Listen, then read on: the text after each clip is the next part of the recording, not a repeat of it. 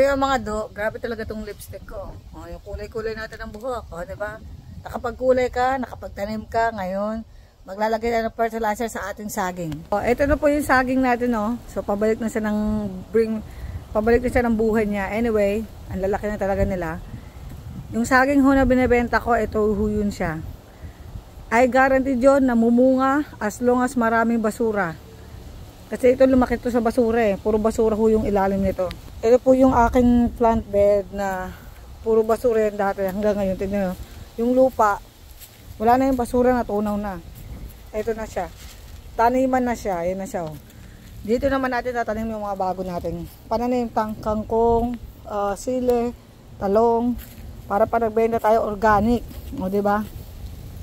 Anyway, ito yung saging ngayon. Ito yung bago kong ano dito. Bago kong kalaykayan moments. So ito, pinapakita ko lang sa inyo.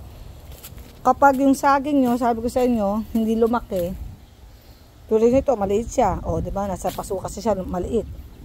Pakita ko sa inyo yung iba kong saging, ha. Itong saging na to, bagong tanim ko dito, bagong lipat. Buhay na siya kagad. O, Kroger mo. Ayan yung saging ko na walang basura. Tingnan nyo naman, ang liit. Yan siya, o, close up. Ang liit niya. Wala siyang anak, wala siyang ibang kasali. Maliit siya. Wala ho kasi masyadong basura yan.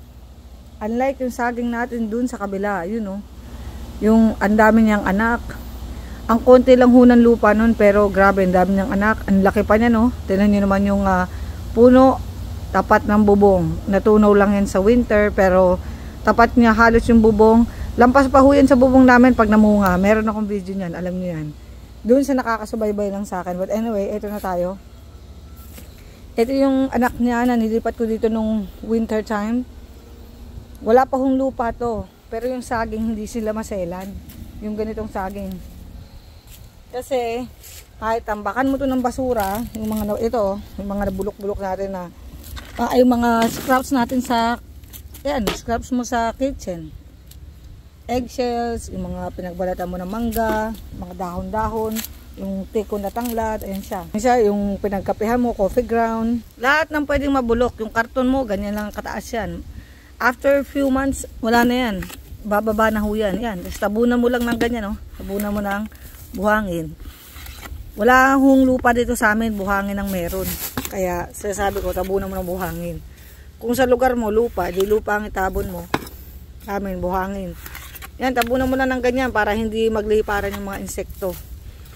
Kasi yung mga insekto, hindi naman siya magliliparan pag mayroon ng cover na buhangin. Kasi hindi na nila makakain yung fruits. Ganyan lang siya guys. Oh. Tignan nyo naman to. Sigla-sigla niya. Oh. Diba?